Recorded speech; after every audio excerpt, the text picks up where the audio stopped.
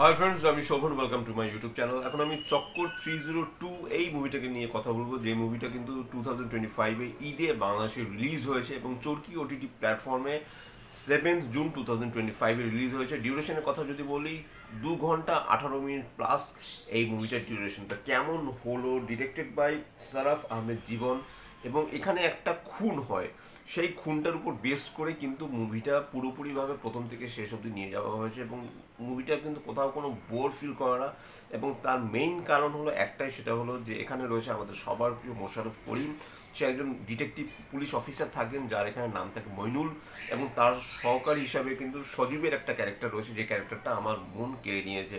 তো কেমন হলো, এখানে কিন্তু মোশাররফ করিম ছাড়া অন্যান্য কাস্টে যারা রয়েছে, যারা ছাড়া এই মুভিটা বানানো সম্ভব হতো না, তারা হলেন গিয়ে তারিন জাহান, ইন্তেখাব দিনার একটা নাম থেকে মিজানুর, যথেষ্ট গুরুত্বপূর্ণ একটা ভূমিকা, এবং শেষে একটা টার্ন অ্যান্ড টুইস্ট রয়েছে, যেখানে কিন্তু ইন্তেখাব দিনার তার যে ব্যাপারটা, তার ব্যাপারটা কিন্তু অনেকটাই কিন্তু ধরা পড়ে যায়। মৌসুমী নাগ অ্যাজ এ তার গার্লফ্রেন্ড হিসেবে এখানে দেখানো হয়েছে, যদিও তার অন্য একটা পরিচিতি রয়েছে, এতটা আমি রিভিল করছি না। নীলা তার ক্যারেক্টারটার নাম। রনক হাসান হাসান একজন সুপারস্টার, এবং তারিন জাহান হলো সেই মানে রনক হাসান যে ক্যারেক্টারটা, হাসান চৌধুরীর ওয়াইফের ভূমিকায় রয়েছে। এবং সুমন আনোয়ারের অ্যাক্টিং আমার দুর্দান্ত লেগেছে। তার এখানে নাম থাকে বাবু। তো এখানে কিন্তু বেশ কিছু ক্যারেক্টার রয়েছে।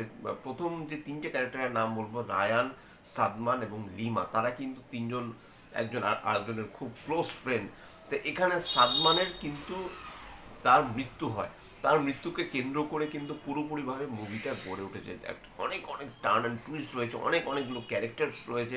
এবং মোশাররফ করিমের যে ক্যারেক্টারটা মইনুল, সে কিন্তু সিংহভাগে থাকে। সেই কিন্তু একদম মুভির শেষে গিয়ে সে কিন্তু রিভিল করে যে অ্যাকচুয়ালি খুনি কে। সেই জন্য তাকে একটা নাটকে একটা পরিবেশ সৃষ্টি করতে হয়, যেটা আমার সবথেকে ভালো লেগেছে। এছাড়াও কিন্তু বেশ কিছু অ্যাকশনস রয়েছে, অ্যাকশনগুলো যে খুব যে একটা আহামরি সেটা নয়। কারণ দেখুন, অ্যাজ এ মোশাররফ করিম কখনোই কমার্শিয়াল নায়ক হিসেবে সে কিন্তু তাকে কিন্তু গণ্য করা হয় না।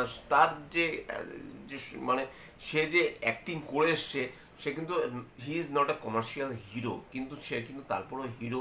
তা এখানে সে যে খুব যে মাস একজন অবতার হিসেবে তাকে দেখা দিয়েছে সেটা কিন্তু নয়, কিন্তু তারপরেও আমি বলবো তার অ্যাকশন সিকোয়েন্সগুলো আমার কিন্তু দুর্দান্ত লেগেছে। একটা সিনের কথা বলবো, যেখানে সজীবের সাথে সে ফোনে কথা বলে, কথা বলতে বলতে একটা গুলির আওয়াজ হয়, এবং তার চোখ মুখের যে এক্সপ্রেশনস, তার চোখের সাথে সাথে জল চলে আসে সেই জায়গাগুলো, এবং সে সবসময় বাদাম খেতে পছন্দ করে সেই জায়গাগুলো। একটা জায়গা রয়েছে যেখানে তার সিনিয়র কর্মকর্তা রয়েছে, তার সামনে তার হাতে একটা জিনিস রয়েছে, তখন যে সিনিয়র যে অফিসার, যে সে বলে যে এই জিনিসটা কি, তখন সে বলে এটা খেলে পরে সেক্স পাওয়ারটা বাড়ে। এত সুন্দরভাবে জিনিসটাকে সে এক্সপ্রেশন করেছে, যেটা কিন্তু বলার না। এবং প্রথম থেকে শেষ অবধি প্রায় প্রত্যেকটা সিনেই কিন্তু মোশাররফ করিমকে দেখা গেছে, এবং তার যে অ্যাক্টিং ক্যাপাবিলিটি এতটাই ভালো। সে একজন ডিটেকটিভ, একজন পুলিশ অফিসার, এবং তার সে যে খুব যে অ্যাকশন করেছে, খুব যে মারধর করেছে লোকজনকে, সেটাও নয়, কিন্তু তার মধ্যেও কিন্তু একটা ব্রুটালিটি, একটা ভাব রয়েছে। সে যখন ইন্টারোগেট করে, সেটা কিন্তু দেখবার মতো দারুণভাবে সে ইন্টারোগেট করেছে কিন্তু বেশ কিছু ক্যারেক্টারের সাথে। এবং সে যেভাবে খুনের কিনারাটা যেভাবে নিয়ে আসে, যেই রহস্যের জট সে খোলে, সেটা কিন্তু অসম্ভব ভালো। আমার কিন্তু সিনেমাটা ভালো লেগেছে। সিনেমার বিজিএম কিছু জায়গায় একটু অন্যরকম লেগেছে, তারপর সিনেমার ডায়ালগসগুলো কিন্তু ভালো ভালো হেডফোন আপনারা ইউজ করবেন, এবং কোনো বাচ্চাদের সাথে এই মুভিটা আপনারা শেয়ার করবেন না, কারণ এখানে কিন্তু বেশ কিছু স্ল্যাং ল্যাঙ্গুয়েজ আছে, সেই ল্যাঙ্গুয়েজগুলো তারা শিখে নিতে পারে। তো কাজেই এখানে আপনারা ইউজ ইওর মানে একটু দামি হেডফোন ইউজ করলে খুব ভালো হয়। এবং একটা দেখারও তো একটা ব্যাপার রয়েছে, যেহেতু এটা ওটিটিতে রিলিজ করে গেছে, তো চটকি ওটিটি প্ল্যাটফর্মে।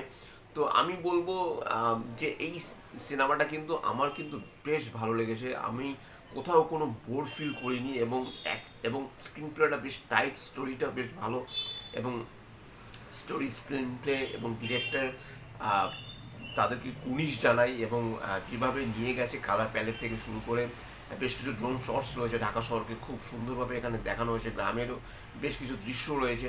সব মিলিয়ে কিন্তু আমার এমনভাবে জিনিসটা একটা সুন্দর একটা প্যাকেজে কিন্তু গড়া হয়েছে। এবারে ঈদে কিন্তু খুব ভালো ভালো মুভি এসছে, তার মধ্যে চক্কর 302 এই মুভিটাকে নিয়ে আমার বোধহয় খুব একটা কথা বলেনি, অনেকেই হয়তো বা বলেনি। কেন বলেনি আমি জানি না, হয়তো বা তারা দেখে উঠতে পারেনি, বা এরকম একটা আন্ডার রেটেড মুভি হয়তো বা সেই জন্য হয়তো বা মুভিটাকে নিয়ে কোনো খুব একটা কথা হয়নি। কিন্তু আমি বলবো এখন ওটির প্ল্যাটফর্মে চলে এসছে, যারা দেখেননি তারা অবশ্যই ওটির প্ল্যাটফর্মে চলে যান, সেখানে গিয়ে চক্কর 302 দেখুন। এবং মোশাররফ করিমের অভিনয় দেখুন, অসম্ভব ভালো। সে বাড়িতে একরকম, সে তার ওয়াইফকে ভালোবাসে, সে তার বাচ্চাকে ভালোবাসে, এবং সে তার কাজকে ভালোবাসে। সে যখন বলে যে সরকারের আমাকে টাকা দেয়, সরকার আমাকে আহ, মানে সবভাবে হেল্প করে, এই হেল্প নিতে নিতে কীভাবে যেন আমি সরকারকে ভালোবেসে ফেলেছি, কাজে আমি কখনোই সরকারের বিরুদ্ধে যেতে পারবো না। যেখানে সে একটা বিশাল একটা ক্যারেক্টার হাসানের উল্টো দিকে দাঁড়িয়ে সে কথাটা বলে, সেটা কিন্তু মাইন্ড ব্লোয়িং। প্রত্যেকটা ডায়ালগ এত চোখা চোখা ডায়ালগ, এবং মোশাররফ করিমের অ্যাক্টিং ক্যাপাবিলিটি নিয়ে কোনো কথা হবে না। পুরো মুভিটা কিন্তু দাঁড়িয়েছে তার উপর বেস করতে। এটাই ছিল আমার চক্কর 302 মুভির রিভিউ। যদি আমার চ্যানেল ভালো লাগে থাকে লাইক, শেয়ার, কমেন্ট এবং সাবস্ক্রাইব করতে ভুলবেন আমার চ্যানেলকে। ইনস্টাগ্রামের লিঙ্ক, ফেসবুকের লিঙ্ক এবং ইউটিউবের লিঙ্ক আমার ডিসক্রিপশন বক্সে দিয়ে দেওয়া রয়েছে, সেখান থেকে আপনারা আমাকে কানেক্ট করতে পারেন। অবশ্যই চক্কর 302 এই মুভিটা দেখুন, আশা করি আপনাদের ভালো লাগবে। এবং এই মুভিটা কিন্তু প্রোডাকশন হাউস বা ইউটিউব চ্যানেল টাইগার মিডিয়া, সেখান থেকে কিন্তু অলরেডি পাবলিশ হয়ে গেছে। টাটা।